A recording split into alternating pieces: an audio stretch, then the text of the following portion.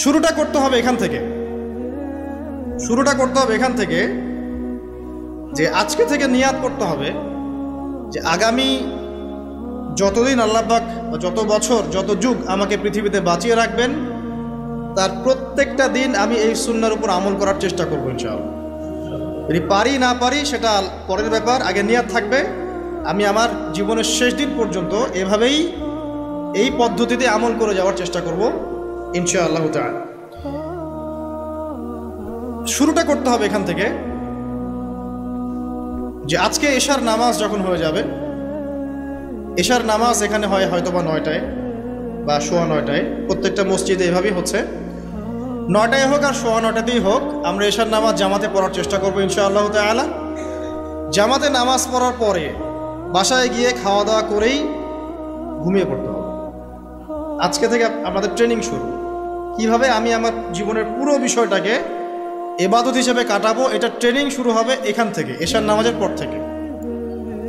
এই জায়গায় যদি আমরা ভুল করি বা এই বিষয়টা শক্ত করে আঁকড়ে ধরতে ব্যর্থ হই তাহলে বাকি সব কাজগুলো ভেস্তে যাবে। এটা ভালো করে মাথায় নেয়। প্রথম কাজ কি? এশার নামাজের পরে কি করবেন? ঘুমিয়ে যাবেন। এখন এশার নামাজের পরে যদি খাবার খান, তারপরে কিছুক্ষণ পড়াশোনা করে হাঁটাহাঁটি করে ঘুমাবেন, কারণ খাবার খাওয়ার সাথে সাথেই বিছানায় যাওয়া উচিত নয়। আর যদি এশার নামাজের আগেই রাতের খাবার খেতে পারেন তাহলে সবচেয়ে বেশি ভালো।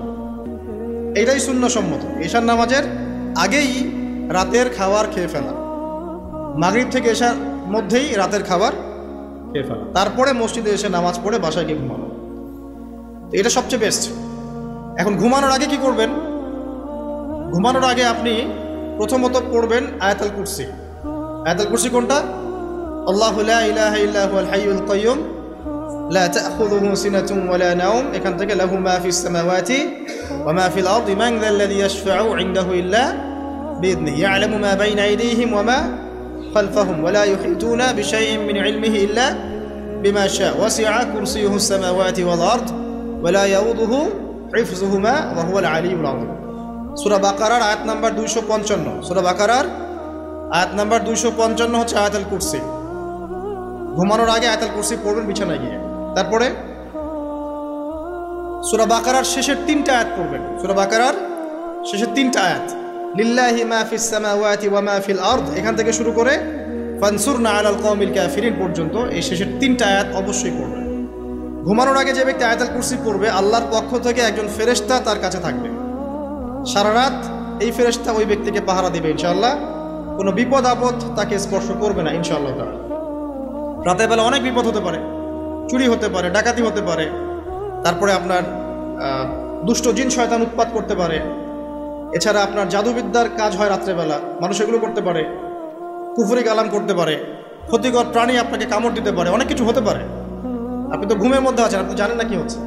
অতএব আয়াতুল কুরসি পড়বেন, ইনশাআল্লাহ আল্লাহ পাক আপনাকে হেফাজত করবে ইনশাআল্লাহ। আর সূরা বাকারার শেষের 3টা আয়াত কেন পড়বেন?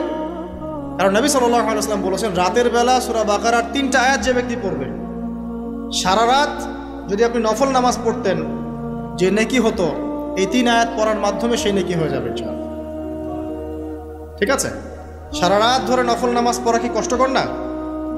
এটা সবচেয়ে সহজ হচ্ছে আপনার সূরা বাকারার শেষের 3টা আয়াত পড়বেন, ঘুমিয়ে যাবেন ইনশাআল্লাহ, সারা রাতের নেকি আপনার আমলনামায় লেখা হবে। এগুলো শুধু বললেই হবে না আর শুনলেই হবে না, আমল করতে হবে কবে থেকে? ইনশাআল্লাহ আজকে থেকে। আল্লাহ পাক সবাইকে আমল করার তৌফিক দান করুন, আমিন। এরপর কি করবেন? এরপর 3 কুল পড়বেন। কয় কুল? 3 কুল। কোনটাকে 3 কুল বলে? বিসমিল্লাহির রহমানির রহিম, কুল হুয়াল্লাহু আহাদ এটা একটা, কুল আউযু বিরাব্বিল ফালাক এটা একটা, কুল আউযু বিরাব্বিন নাস এটা একটা। এই 3টা সূরা কার মুখস্থ নাই? এমন কেউ কি আছে যে এই 3টা সূরা মুখস্থ নাই? আছে? যদি থাকে তার গলায় দড়ি দেওয়া উচিত। যদি এমন কেউ থেকে থাকে মুসলিম সমাজে যার এই 3 কুল মুখস্থ নাই, তার গলায় দড়ি দেওয়া উচিত লজ্জায়। আত্মহত্যা করতে উৎসাহিত করছি না, ওই যে পরীক্ষার রেজাল্ট খারাপ হলে আত্মহত্যা করে না, দেখেন না? তারও আগে তো তোমার লটকানো উচিত ছিল এই জন্য যে তুমি 3 কুলই পড়তে পারো না। মুসলিম সমাজে বড় হয়ে মুসলিম পরিবারে জন্মগ্রহণ করে 3 কুল যে পড়তে পারে না, তার কি দরকার আছে বেঁচে থাকার? কোন মুখ নিয়ে আল্লাহর সামনে দাঁড়াবেন? কোন মুখ নিয়ে নবী সাল্লাল্লাহু আলাইহি ওয়াসাল্লামের সামনে যাবে?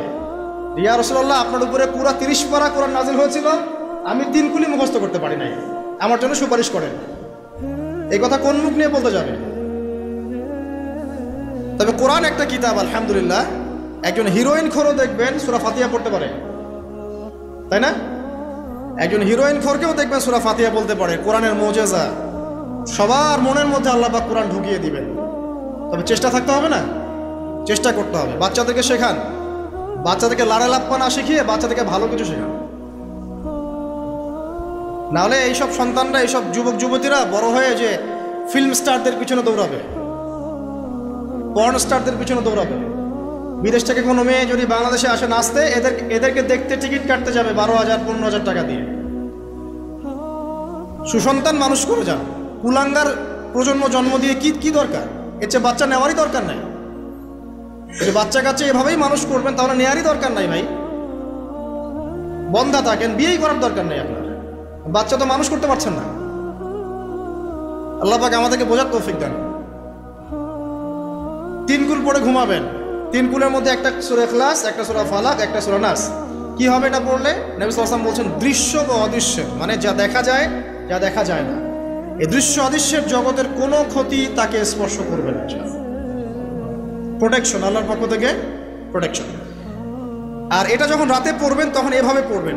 একবার সূরা ইখলাস, কুল হুয়াল্লাহু আহাদ, তারপর সূরা ফালাক, কুল আউযু বিরাব্বিল ফালাক, তারপর সূরা নাস, কুল আউযু বিরাব্বিন নাস করে 2 হাত একত্রিত করে ফু দিবেন।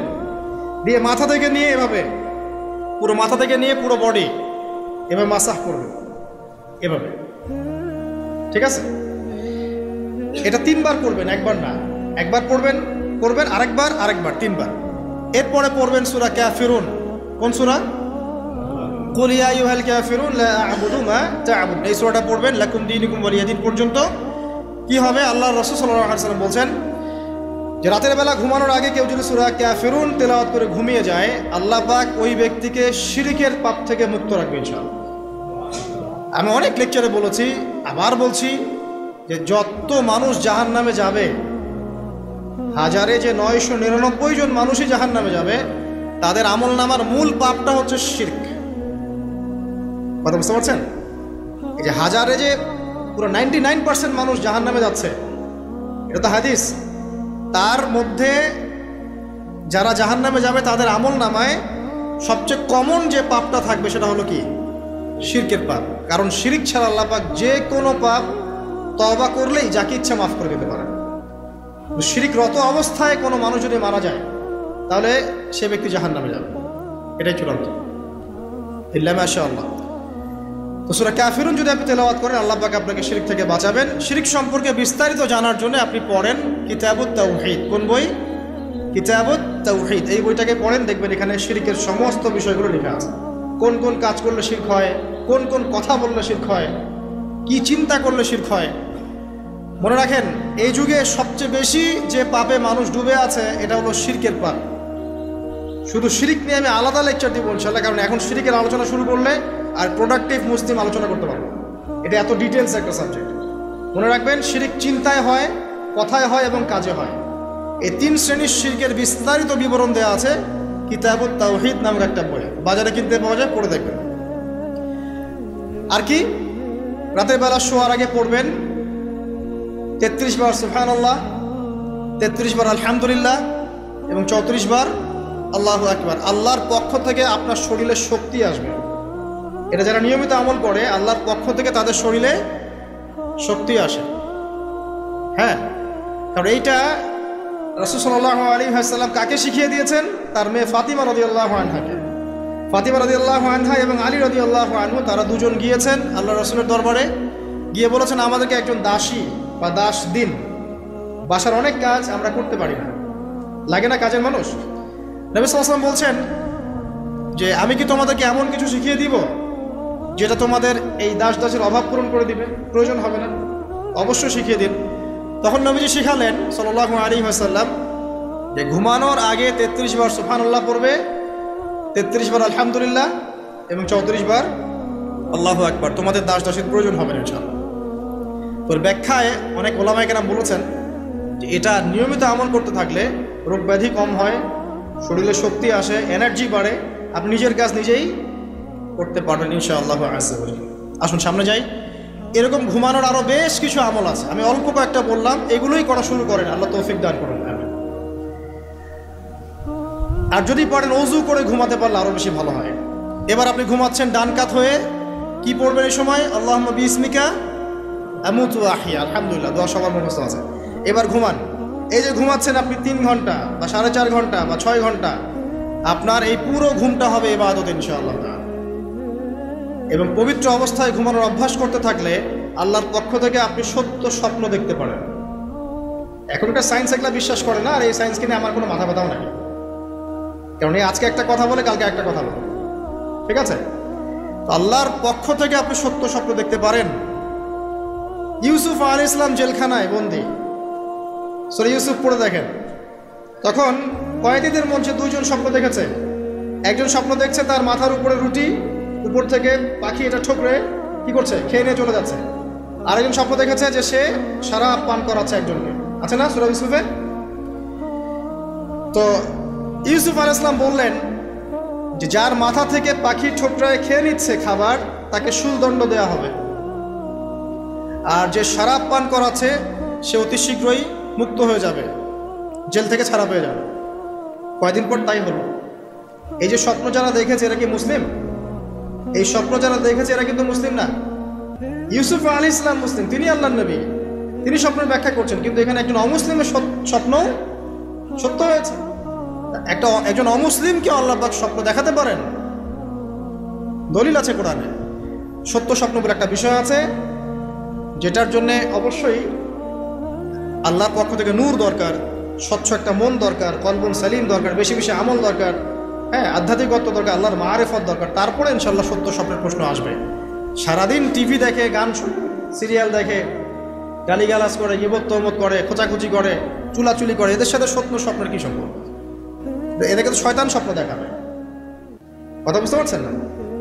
ফজরের নামাজের পরে নবী সাল্লাল্লাহু আলাইহি ওয়াসাল্লাম বসে থাকতেন, সাহাবীরা তাকে বলতেন কে কোন স্বপ্ন দেখেছেন, তিনি বলতেন, এবং তিনি স্বপ্নের ব্যাখ্যা ইন্টারপ্রিটেশন করতেন যে এটা এমন, এটা এমন। এমনকি এই যে আপনার উহুদের যুদ্ধের আগের রাতে অনেক সাহাবী স্বপ্ন দেখেছেন, এবং পরের দিন দেখবেন উহুদের দিনে অনেক সাহাবী শহীদ হয়েছে। তো যাই হোক, ওইদিকে আমি যাচ্ছি না। তো এই যে ঘুমটা আপনি ঘুমাচ্ছেন, ইনশাআল্লাহ আপনার ঘুমটা কি হচ্ছে? ইবাদত হচ্ছে না? আলহামদুলিল্লাহ। আলেম যারা, তাদের ঘুমও ইবাদত। যারা যে মুসলিম, মুমিন, মুত্তাকি, আলেম, তাদের ঘুমগুলো কি ইবাদত। এখন ঘুমান শেষ, ঘুমের মধ্যে যদি দুঃস্বপ্ন দেখেন, তাহলে আপনি বাম দিকে 3 বার থুতু ফেলবেন, ফেলে আউযু বিল্লাহি মিনাশ শাইতানির রাজিম পড়বেন, পরে পাশ পরিবর্তন করে আবার ঘুমাবেন। এটা হয় না ঘুমের মধ্যে অনেক সময়? অনেকের বোবা ধরে, শ্বাস নিতে পারে না। এগুলো এজন্যই হয় কারণ তারা ঘুমানোর আগের জিকির আজগারগুলো করে না। নিয়মিত করলে এগুলো সমস্যা ইনশাআল্লাহ হবে না। আপনি নিজের ভালো নিজেই বোঝেন, হুজুরের কাছে দৌড়ানোর দরকার নেই এত বেশি। নিজের বাচ্চাকে নিয়ে এত দৌড়ানো, এই কবিরাজ, ওই কবিরাজ, ওইখানে তাবিজ, এত তো দরকার নাই। তো নিজের আমল নিজে করেন, দেখবেন আপনি আল্লাহ পাকের পক্ষ থেকে নিরাপত্তার মধ্যে আছেন ইনশাআল্লাহ। আল্লাহ তৌফিক দান করুন।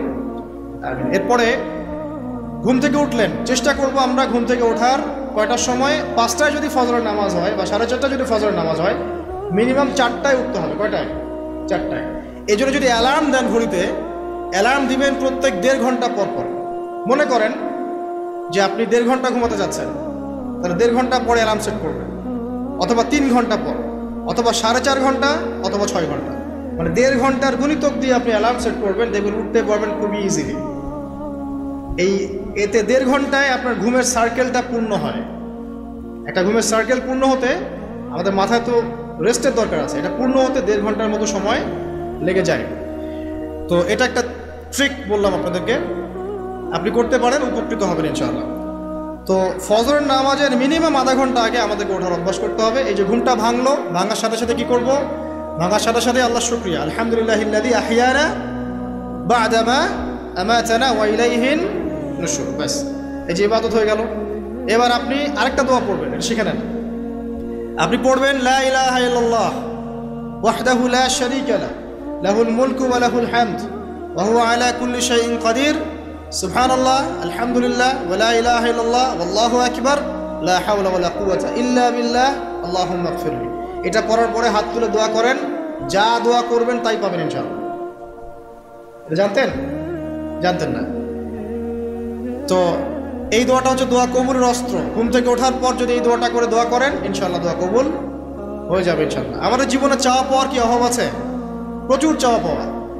বৈধ চাওয়া পাওয়াগুলোকে পাওয়ার জন্য আল্লাহর সাথে সম্পর্ক করতে হয়, আর আল্লাহ পাকের সাথে সম্পর্কে কিছু ওসিলা মাধ্যম লাগে। এই দোয়াগুলো হলো মাধ্যম, আমলগুলো হচ্ছে মাধ্যম। তো আল্লাহ পাক যেমনটা বলেছেন, ফাযকুরুনি আযকুরকুম ওয়াশকুরুলি ওয়ালা তাকফুরুন, তোমরা আমাকে স্মরণ করো আমিও তোমাদেরকে স্মরণ করব। আল্লাহ পাক তো এভাবে বলেছেন, যখন একজন মানুষ মনে মনে আমাকে ডাকে আমিও মনে মনে ওকে স্মরণ করি। মনে করেন আপনি মনে মনে আল্লাহকে বলছেন, আল্লাহ আমি অসুস্থ, আমাকে শেফা দাও, বা আমার রিজিকের টেনশন আছে, আমার রিজিকের টেনশন দূর করে দাও, আল্লাহ আমাকে হেফাজত করো, আল্লাহ আমাকে দিনের জ্ঞান দাও, তোমার আনুগত্য করার তৌফিক দাও। এই যে মনে মনে আপনি আল্লাহকে ডাকছেন, নিঃসন্দেহে ওই মুহূর্তে আল্লাহ পাক আপনাকে স্মরণ করছেন। 7 আসমান ভেদ করে আরশের উপর থেকে আল্লাহ পাক আপনাকে স্মরণ করছেন। আল্লাহ পাক বলছেন, যখন একজন মানুষ জনসমক্ষে আল্লাহকে স্মরণ করে, যেমন আমরা এখন করছি, জনসমক্ষে সবার সামনে আল্লাহর কথা আলোচনা করছি, আল্লাহ পাক বলছেন আমিও তখন এর চেয়ে অনেক উত্তম জনসমাবেশে ওই বান্দাদের কথা স্মরণ করি। আল্লাহ পাক আমাদের কথা স্মরণ করছেন, আমাদের কোনো ফিলিংস আছে? আল্লাহ আমাদের কথা স্মরণ করছেন, ওই যে যুবক ছেলে বসে বসে ফোন টিপছে, কোনো ফিলিংস আছে? মানে মনস্তাত্ত্বিকভাবে অন্তরে যখন নূর থাকে না, পাপ করতে করতে যখন অন্তরটা কলুষিত হয়ে যায়, কোনো ফিলিংস কাজ করে না। একদিন খুন করবে, কোনো ফিলিংস নাই। সুদ খাচ্ছে, কোনো ফিলিংস নাই। জেনা করছে ডেইলি, কোনো ফিলিংস নাই। দেখবেন ঘুষ নিচ্ছে, দুর্নীতি করছে, মানুষের সম্পদ আত্মসাৎ করছে, যারা বলবেন ফিলিংসও নাই আমি একটা পাপ করছি।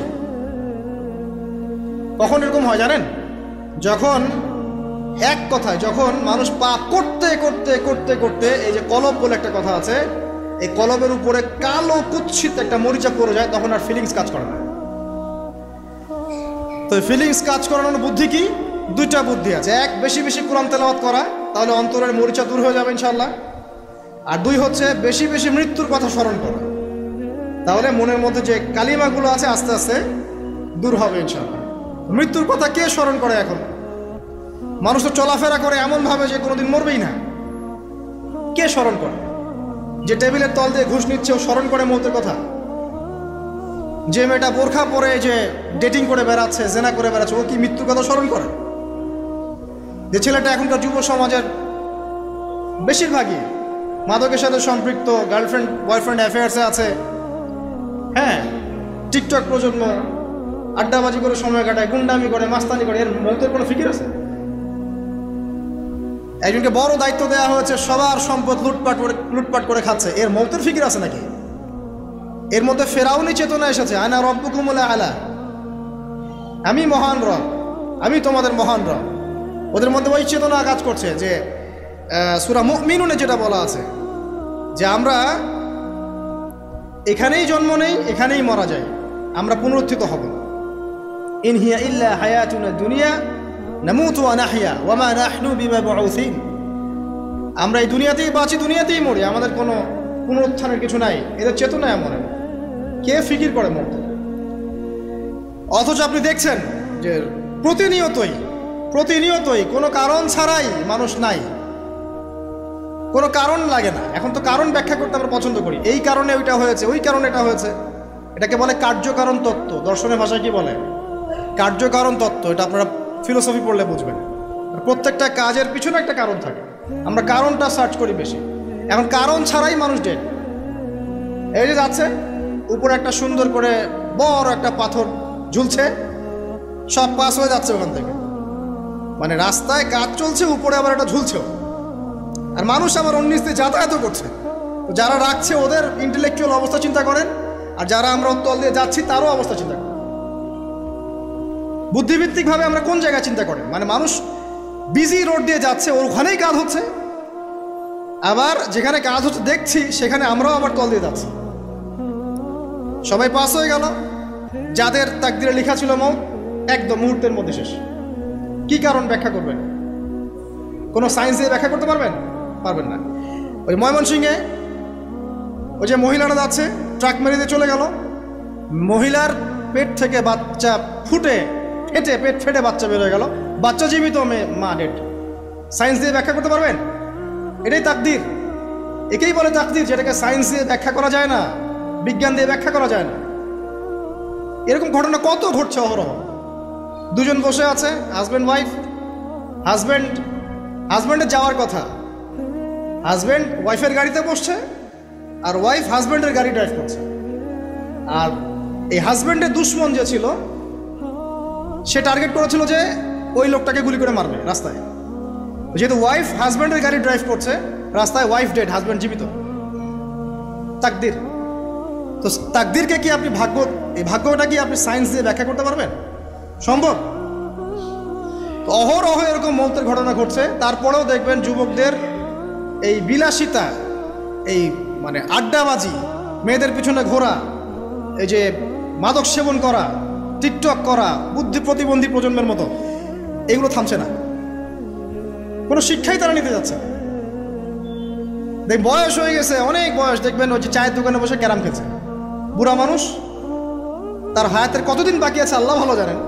দেখবেন দিব্যি কোনো টেনশনই নাই, ক্যারাম বোর্ড খেলছে, লুডু খেলছে। দেখেন এই যে আপনাদের গ্রামাঞ্চলে যে চায়ের স্টলগুলো আছে, দেখবেন ওই যে টিভি ছেড়ে রেখে দিবে, ঘন্টার পর ঘন্টা টিভি চলছে, মানুষ চা খাবে 1 কাপ আর টিভি দেখবে 5 ঘন্টা। ওর যে হায়াতের কোনো মূল্যই তার কাছে নাই। আল্লাহ পাক তাকে একটা সময় দিয়ে পাঠিয়েছেন, কোনো ফিলিংসই নেই। অথচ মানুষ প্রতিদিন, দিনে রাতে, প্রত্যেক দিন মানুষ অহরহ মারা যাচ্ছে। যাদের ভিতরে মৌতের চিন্তা আছে তারা কিন্তু পাপ কম করলেও ফিরে আসে আল্লাহর দিকে, কারণ তাদের প্রতি মৌতের ফিকির আছে। আর যাদের মৃত্যুর কোনো চিন্তা নাই, তারা এই রাজনীতি বলেন, অর্থনীতি বলেন, সমাজনীতি বলেন, আর এই পরিবার আর ধর্ম বলেন, সমস্ত ক্ষেত্রে পাপ করে বেড়াবে, কোনো ফিকির নেই। আল্লাহ পাক আমাদেরকে মৌতের ফিকির করার তৌফিক দান করুন এবং পরকালের জীবনটাকে আসল জেনে দুনিয়ার কাজগুলো করার তৌফিক আল্লাহ পাক দান করুন। আসেন, তো এবার আপনি শুকরিয়া আদায় করছেন, আলহামদুলিল্লাহিল্লাযী আহইয়ানা বা'দা মা আমাতানা ওয়া ইলাইহিন নুশুর। আধা ঘন্টা আগে ঘুম থেকে উঠেছেন, এখন কি করবেন? বাথরুমে যাচ্ছেন। এই বাথরুম করাটা কি দুনিয়াবি কাজ না? এই কাজটা ইবাদত হবে যদি আমি ঢোকার সময় বাম পা দিয়ে ঢুকি আর বলি, কি বলি? আল্লাহুম্মা ইন্নী আউযু বিকা মিনাল খুবসি ওয়াল খাবাইস। এখন বাথরুম করতে আপনার 10 মিনিট লাগুক আর 15 মিনিট লাগুক আর 5 মিনিট লাগুক, এই পুরো সময়টা নেকি পাবেন না। সুবহানাল্লাহ। আর কি চাই? বের হব, এখন বের হওয়ার সময় কি বলবো? গুফরানাকা, নেকি পাচ্ছে। একটা দোয়া আছে, আলহামদুলিল্লাহিল্লাযী আযহাবা আনিল আযান ওয়া আফানি গুফরানাকা। এবার আপনি ওযু করবেন। ওযুটা ধীর স্থিরভাবে করবেন, তাড়াহুড়া করবেন না। ওযুর প্রত্যেকটা অঙ্গ প্রত্যঙ্গ 3 বার করে ধোয়ার চেষ্টা করবেন। শুধু মাথা মাসে হবে কয়বার? 1 বার। ওযু করার পরে আপনি হাত তুলে আল্লাহর কাছে দোয়া করবেন। ওই সময়টা কখন? রাত 4টা থেকে 4:30 বাজে, তাই না? তার মানে আল্লাহ রাব্বুল আলামিন এখন প্রথম আসমানে আছেন। কিভাবে আল্লাহ পাক আছেন সেটা আল্লাহর উপর ছেড়ে দেন, আমাদের এটা নিয়ে ব্যাখ্যা করার দরকার নাই, চিন্তাও করার দরকার নেই। আল্লাহ পাক বলেছেন আমি নেমে আসি, বাস নেমে আসি। এত বেশি বুদ্ধিজীবী হওয়ার দরকার নেই। খুব বেশি বুদ্ধিজীবী হয়ে গেলে আবার মানুষ খেয়ে হারিয়ে ফেলে, অত দরকার নাই। শুনেছি, মেনেছি, ব্যাস যথেষ্ট। আল্লাহ পাক নেমে আসেন, কি বলেন? আল্লাহ বলেন যে কেউ কি আছো আমার কাছে কিছু চাইবে, আমি দিব। কেউ কি আছো যে আমাকে ডাকবে, আমি তোমার ডাকে সাড়া দেব। কেউ কি আছো আমার কাছে কোনো কিছু দোয়া করবে, হ্যাঁ হাজত আছে, আমি পূরণ করে দেব। এভাবে আল্লাহ পাক ফজর পর্যন্ত বলতেই থাকেন। বলেন তো আমাদের কোনো ফিকির আছে? আমরা সবাই ঘুমাই কয়টায়? হয় 1টায়, নাহলে 2টায়, নাহলে 3টায়, ম্যাক্সিমাম এখনকার। আমি যে বিষয়টা নিয়ে কথা বলছি এটা খুবই কঠিন।